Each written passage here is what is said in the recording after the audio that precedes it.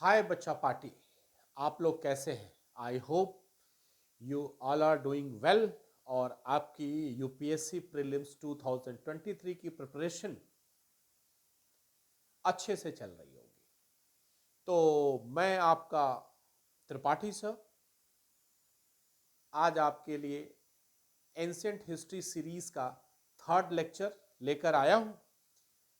सो अगर मैं बोलूं आप लोगों से कि लास्ट लेक्चर में मैंने क्या डिस्कस किया था आप लोगों के साथ, तो मुझे लगता है कि आप लोगों को याद होगा। सो एंशिएंट हिस्ट्री के सेकंड लेक्चर में एक थोड़ा सा क्विक रिवाइज करें जिससे आप लोग जो है क्या हो पाओगे, उसमें कनेक्ट हो पाओगे, राइट? सो मैं बताऊं तो लास्ट लेक्चर में अपन ने यही देखा था, यहीं पे जो है कि फिनिश किया था लेक्चर, कि जो टर्क है, टर्क ने क्या किया, क्वाइंस्टेनोपोल को कॉन्क्वर्ट कर लिया, ऑक्यूपाइड कर लिया। अब जो क्वाइंस्टेनोपोल है आज के टाइम का, उसे इस्तांबुल बोलते हैं।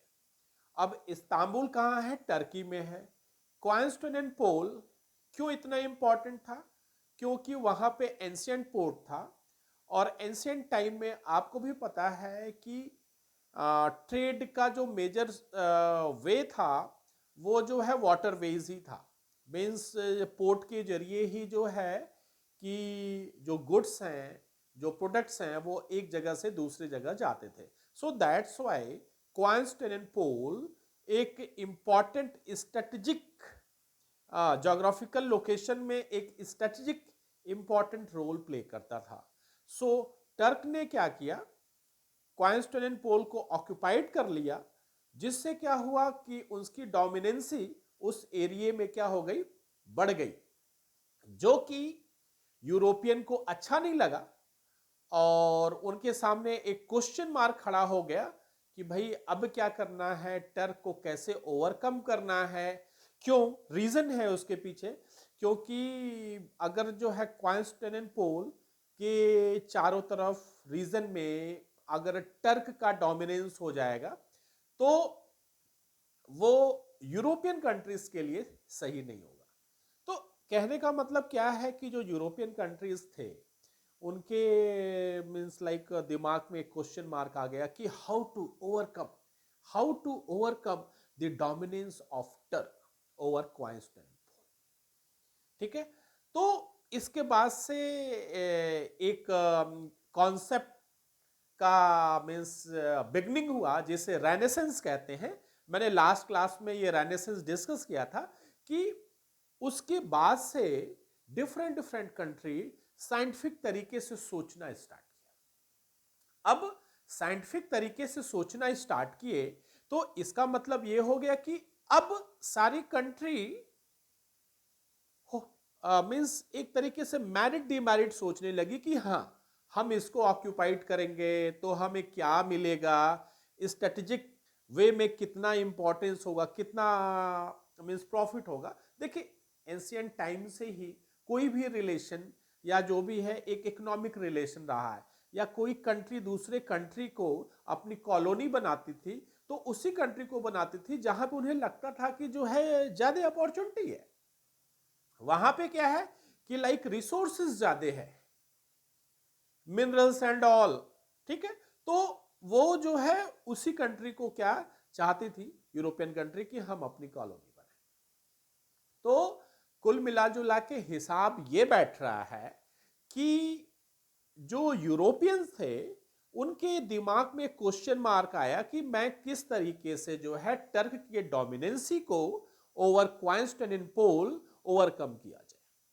तो वो रेनेसेंस मीन्स साइंटिफिक वे में सोचना स्टार्ट किए कि भाई किस तरीके से इस चीज से निपटा जाए। तो ऐसा नहीं है, मैंने जो है लास्ट क्लास में भी डिस्कस किया था आप लोगों के साथ कि भाई देखो, भारत को जो है लाइक वास्को ड गामा ने पिक्चर में लाके रख दिया था। क्यों? क्योंकि वो पहला यूरोपियन था जो भारत आया था। भारत तो पहले से था, बट वो पहला यूरोपियन था जो भारत आया था। और फिर उसने भारत की जो प्रॉस्पेरिटी, वेल्थ, और यहाँ के लोग कितने सीधे साधे हैं, गेस्ट को भगवान मानते, ये सारा एडवर्टीजमेंट जो है पूरे यूरोपियन कंट्रीज में। तो उस टाइप जो है यूरोपियन कंट्रीज में दो ही एक सुपर पावर थे जो एक दूसरे से लड़ते थे, जो कि एक था ग्रेट ब्रिटेन और दूसरा था फ्रांस। लेकिन वहां भी एक वो था, क्योंकि जो ग्रेट ब्रिटेन था उसके पास तो कुछ अपना रिसोर्सेज था, नेचुरल रिसोर्सेज था, मिनरल्स थे, लेकिन और एक एडवांस कंट्री भी थी, डेवलप्ड कंट्री थी। लेकिन दूसरे तरफ जो फ्रांस था, फ्रांस की सबसे बड़ी डीमेरिट थी, वो तो हर जगह जो है ग्रेट ब्रिटेन को क्या करता था, काउंटर पार्ट तो करता था, लेकिन पहले जो डीमेरिट थी कि फ्रांस का जो लोकेशन था, जो जोग्राफिकल लोकेशन था, या फिर सिंपली बोले कि फ्रांस में कुछ होता नहीं था, नेचुरल रिसोर्सेस कुछ पाया नहीं जाता था। वो एडवांस थे टेक्नोलॉजी के टर्म्स में, हर चीज में, लेकिन जो उनका एक तरीके से कहीं जो लोकेशन था, वो लोकेशन ऐसा था कि वहां पे जो है कोई नेचुरल रिसोर्सेज या कोई रिसोर्सेज पाए नहीं जाता था। तो वो रिसोर्सेज के लिए जो है दूसरे दूसरे एक तरीके से कहिए कि अपनी कॉलोनी बनाते थे। तो एक्चुअली उस टाइम में ग्लोब को मीन्स लाइक ये दो जो पावर थे, means like Britain and France, ये डोमिनेंस करना चाहते थे कि नहीं, मैं बड़ा हूं, मैं बड़ा हूं, मैं बड़ा हूं, मैं बड़ा हूं। तो ये सारा चीज चल रहा था। उसी टाइम क्या हो गया कि भाई वास्को डिगामा ने आके जो है इंडिया के बारे में एडवर्टीजमेंट कर दिया। भाई एशिया में तो भाई चाइना भी है, लाइक आपका इंडिया है, इंडिया एक तरीके से बहुत ही फर्टाइल लैंड है, रिसोर्सेज है, चीजें। तो इससे क्या हुआ कि यूरोपियन के दिमाग में आया कि भाई हम इंडिया को अपनी कॉलोनी बनाते हैं, वहां से नेचुरल रिसोर्सेज लेते हैं, उसको एक्सप्लॉयट करते हैं, एंड देन हम अपने दूसरे कॉलोनी या दूसरे जगह हम उसका यूज करेंगे।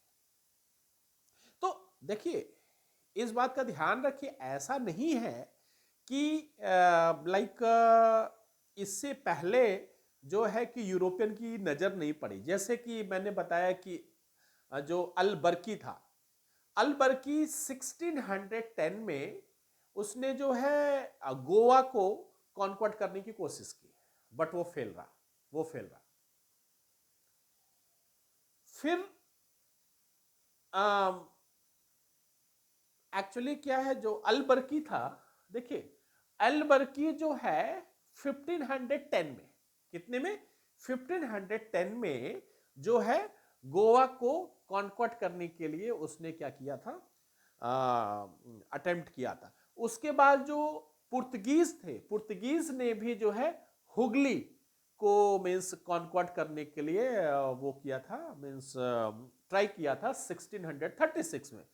और ऐसा नहीं है कि ग्रेट ब्रिटेन या फिर इंग्लैंड ने ट्राई नहीं किया था, इंग्लैंड ने भी ट्राई किया था हुगली को कॉन्क्वाट करने के लिए 1686 में। तो कहने का मतलब क्या है कि भाई ऐसा नहीं है कि इससे पहले यूरोपियंस ने जो है भारत को कॉन्क्वाट करने की कोशिश नहीं की थी।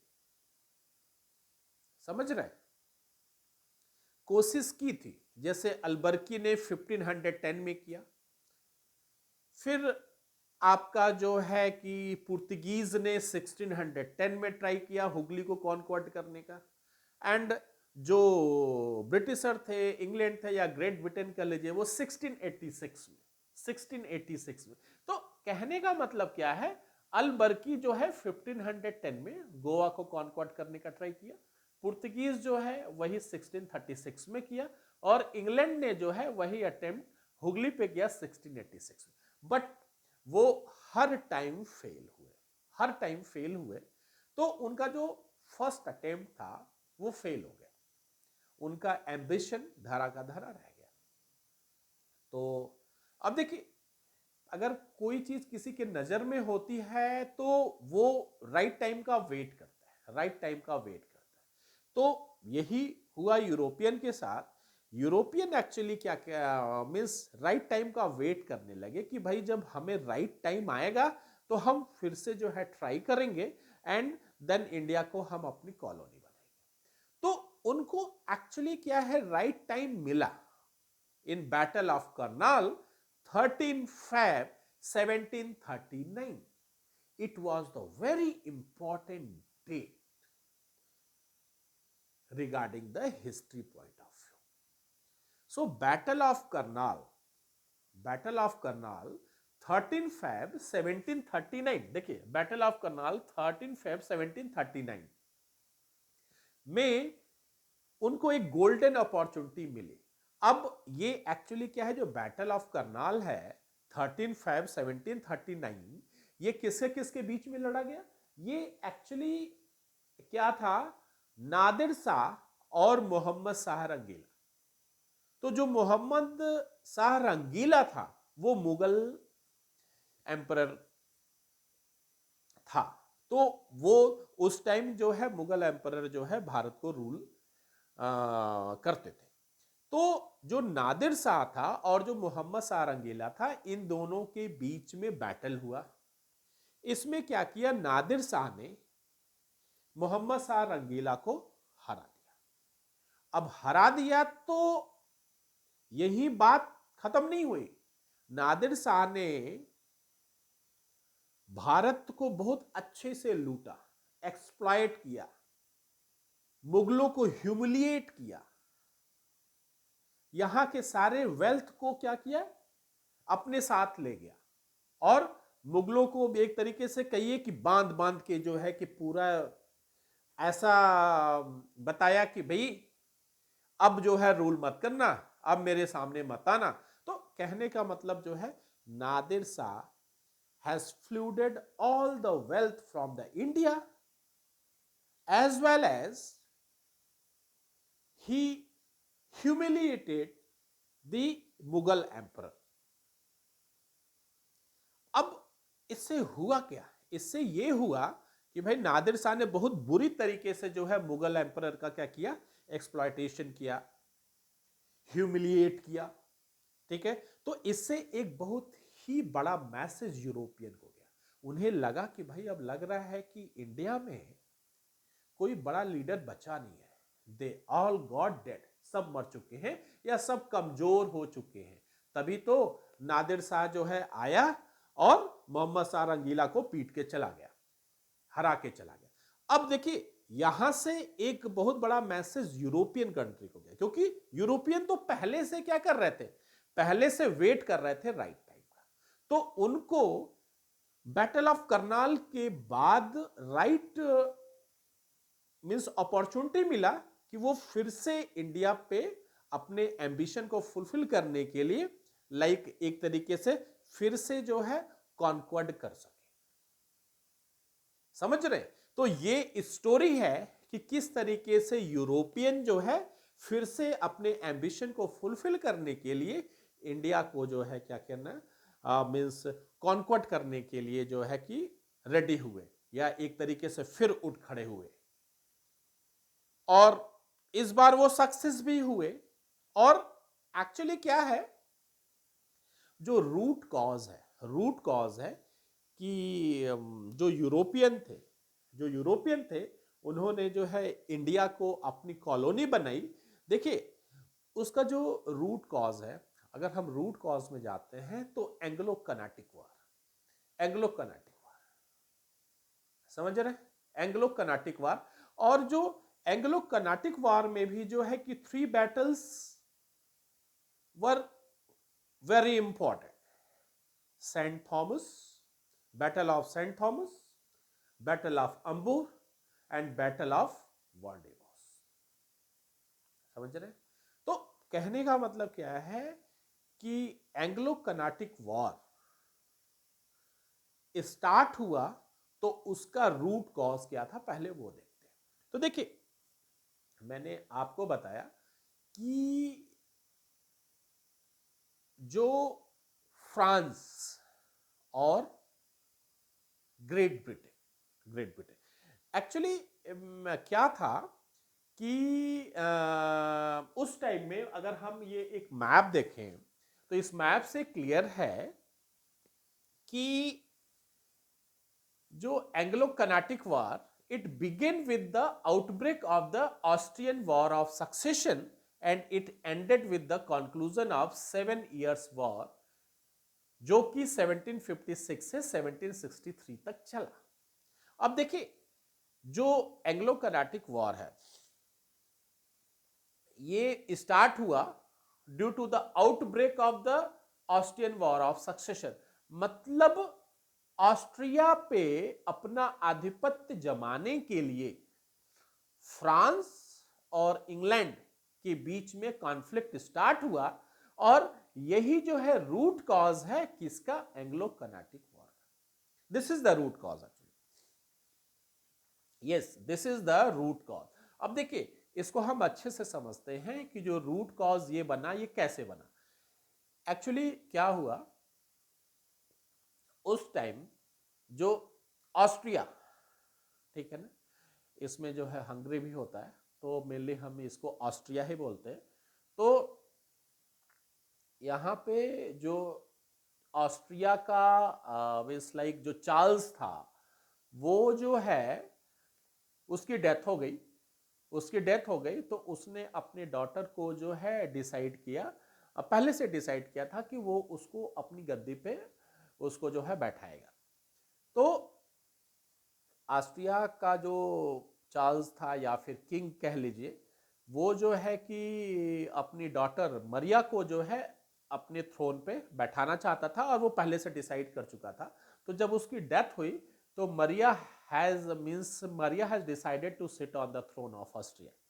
अब देखिए यहां दिक्कत क्या हुई, यहां दिक्कत ये हुई कि फ्रांस नहीं चाहता था कि मरिया जो है ऑस्ट्रिया की थ्रोन पे बैठे।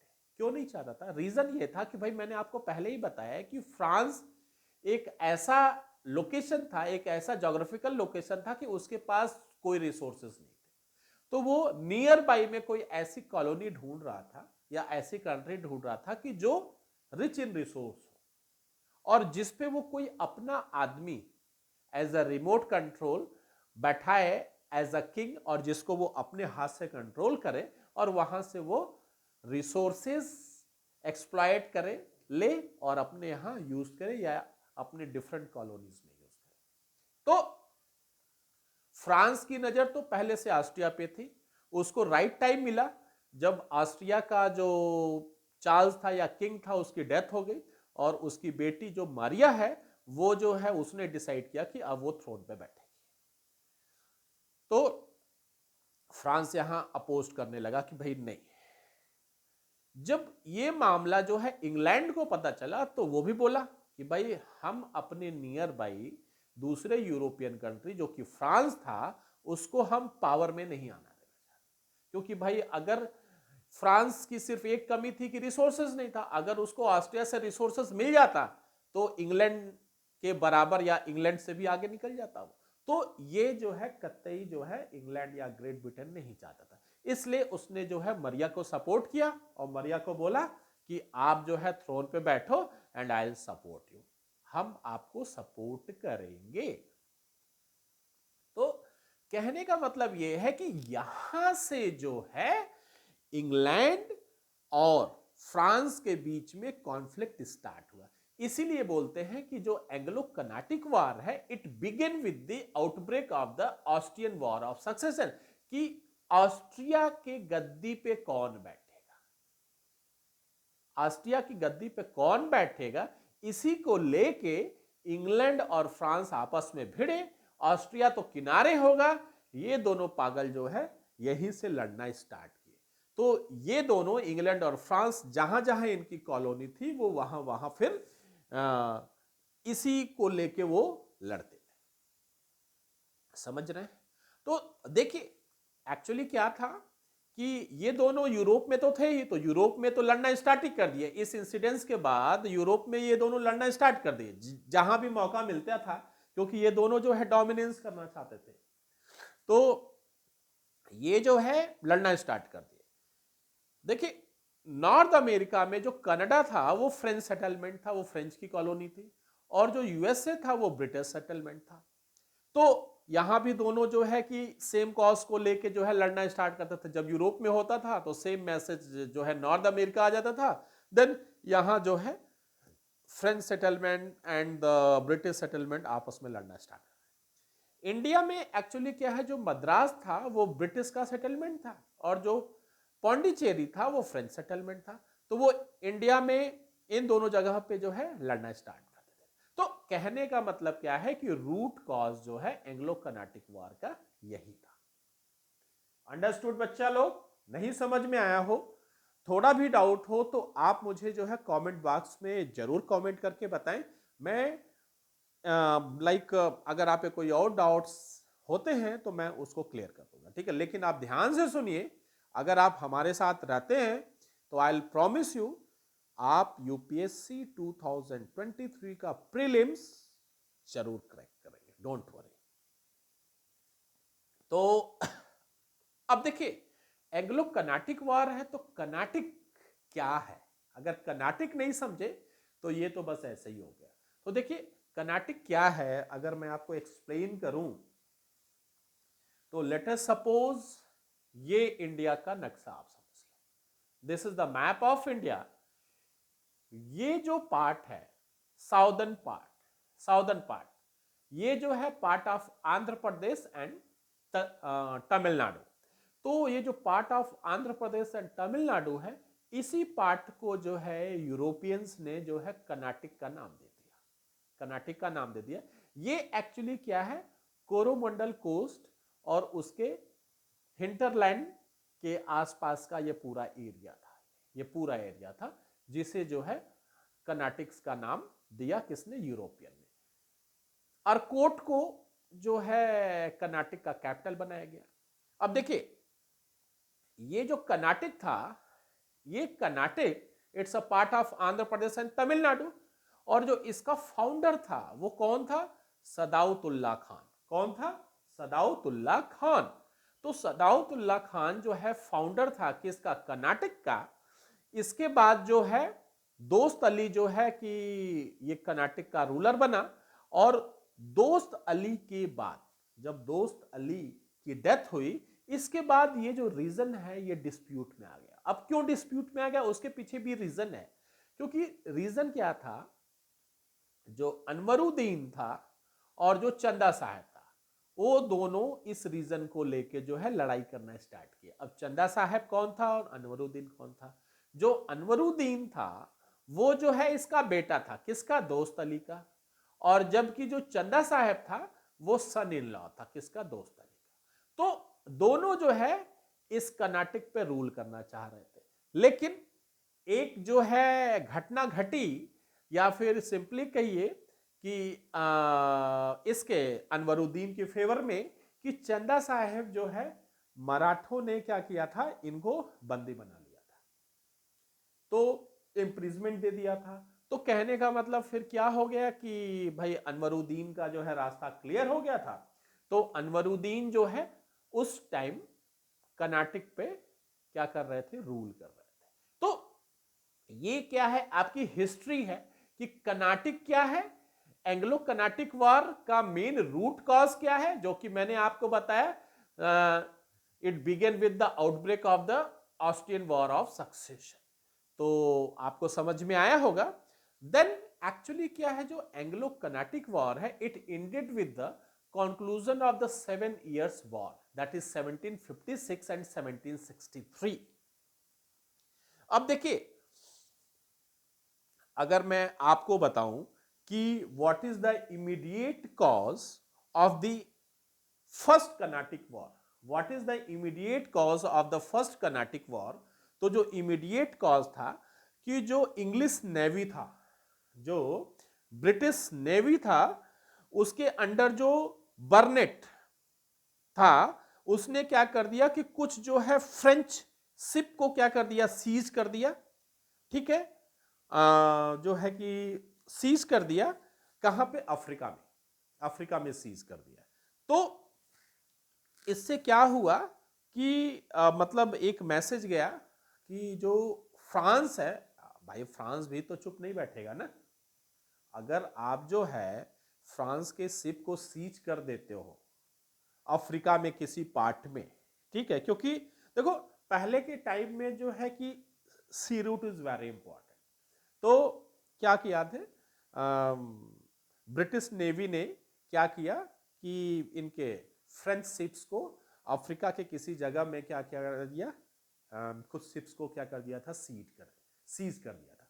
तो इसको रिटेलिएट करने के लिए जो फ्रांस ने भी क्या किया, मद्रास पे क्या कर दिया, इन 1746 सीज कर दिया, मद्रास पूरे पोर्ट को ही सीज कर दिया, सीज कर दिया। अब देखिए अकेले तो सीज नहीं कर पाएंगे, ठीक है ना, अकेले सीज नहीं कर पाएंगे। तो एक्चुअली क्या है, मॉरिशस में ही जो है कि फ्रेंच गवर्नर था, फ्रेंच गवर्नर था, जो कि गवर्नर कह लीजिए, हाँ फ्रेंच गवर्नर ही था। तो उसका नाम था एडमिरल लॉ बर्नार्डे, लॉ बर्नार्डे।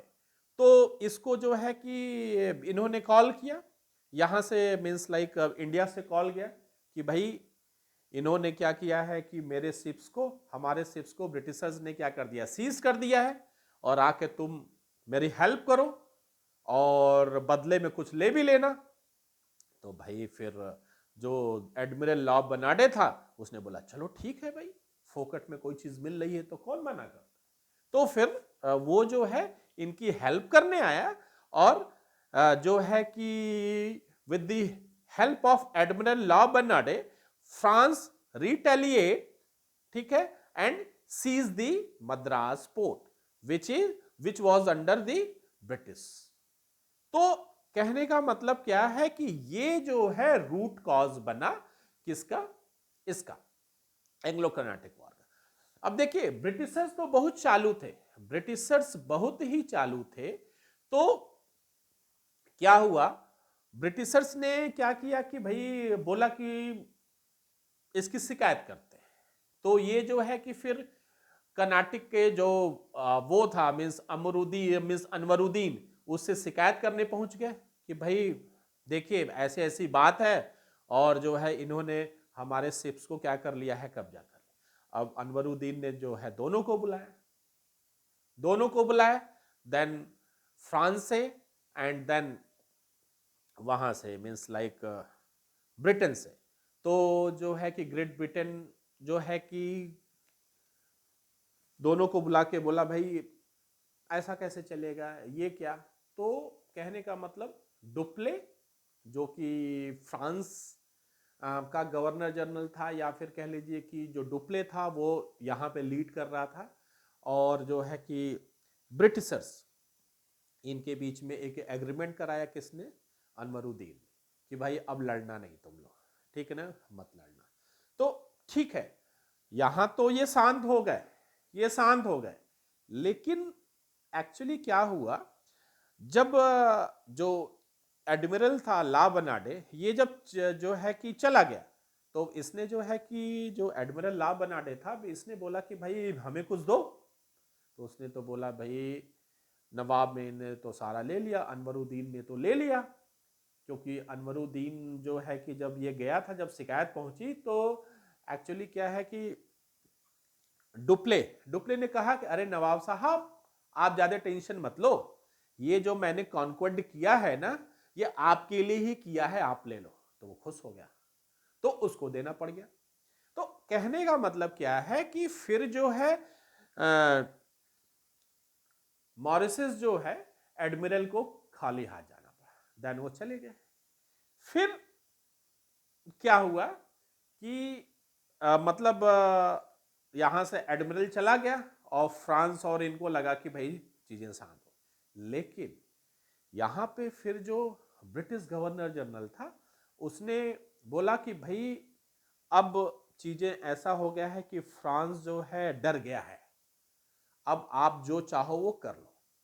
तो फिर क्या किया, यहां पे रीजन ये बना कि जैसे ही एडमिरल गया, जैसे ही एडमिरल गया, जो है कि इन्होंने फिर स्टार्ट कर दिया जो है कि इनका। तो कहने का मतलब ये है कि ये चीजें यहां से फिर से स्टार्ट हो गई, फिर से स्टार्ट हो गई दोनों के बीच में फाइट। तो देखिए यहां पे जो है बैटल ऑफ सेंट थॉमस जो कि अनवरुद्दीन और डुप्लेक्स के बीच में चला 1740 से 48, बैटल ऑफ अंबूर जो 1749, इसमें क्या था कि कंबाइंड आर्मी ऑफ मुजफ्फरजंग, चंदा साहब and duplex defeated and killed Anwaruddin. जो है डुप्ले ने एक चाल चली, उसने जो है चंदा साहब के साथ मिलके, मुजफ्फरजंग के साथ मिलके, और जो है कि लाइक फ्रेंच की आर्मी तो थी ही, मिलके इन्होंने जो है अनवरुद्दीन को मार दिया। एक्चुअली क्या है, बैटल ऑफ अंबर के टाइम में जो है कि हैदराबाद में भी एक क्राइसिस चल रहा था, वहां के थ्रोन के लिए भी लड़ाई चल रही थी। तो वहां पे मुजफ्फरजंग और नाजिर के बीच में लड़ाई चल रही थी।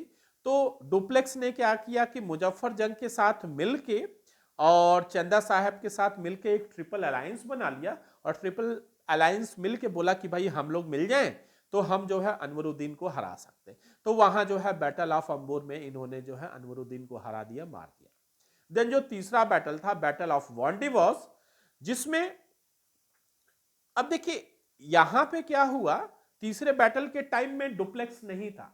क्यों? क्योंकि ब्रिटिशर बहुत स्मार्ट थे। उन्होंने जो है कि उस टाइम के जो फ्रेंच गवर्नमेंट थी फ्रांस में, वो बहुत ही भ्रष्ट गवर्नमेंट थी। वहां पे क्या है, घूस एंड ऑल दे के उन्होंने बोला कि भाई तुम डुप्ले को बुला लो। तो at the time of battle of Wandiwash Dupleix नहीं था, डुप्ले को फ्रांस ने बुला लिया था। और यही कारण हुआ कि बैटल ऑफ वांडीवॉस में जो है कि फ्रांस पूरा साफ हो गया। अगर डुप्ले रहता तो ब्रिटिशर्स या ग्रेट ब्रिटेन हरा नहीं पाती। तो एट मींस जो बैटल ऑफ वांडीवॉस 1760 में हुआ, किसके बीच में, जो है इंग्लैंड के तरफ से कौन था, आईरी कोटे, और डुप्ले तो चला गया था। तो फ्रांस के तरफ से था लैली। दोनों के बीच में लड़ाई हुआ और इसमें क्या किया, कूटे ने लैली को हरा दिया, कूटे ने लैली को हरा दिया। तो बैटल ऑफ वांडीवॉस के बाद फ्रांस का जो डायरेक्ट इन्वॉल्वमेंट था वो इंडिया से खत्म हो गया, और फिर जो है कि एक लेजिटिमेट एक agreement, treaty of Pondicherry means एक साइन हुआ, जिसमें ये एग्रीमेंट हुआ कि अब जो है फ्रांस डायरेक्ट रूप से जो है इंडिया में ब्रिटिश या ग्रेट ब्रिटेन के सामने नहीं आएगा, वो सिर्फ ट्रेड करने के लिए सिर्फ अलाउड था। तो अब यहां से ये स्टार्ट हुआ कि भाई जो डायरेक्ट थ्रेट था किसको, ब्रिटिशर्स को, इंग्लैंड को, किससे, फ्रांस से इंडिया में, वो अब खत्म हो गया। देन वो रिलैक्स हुए,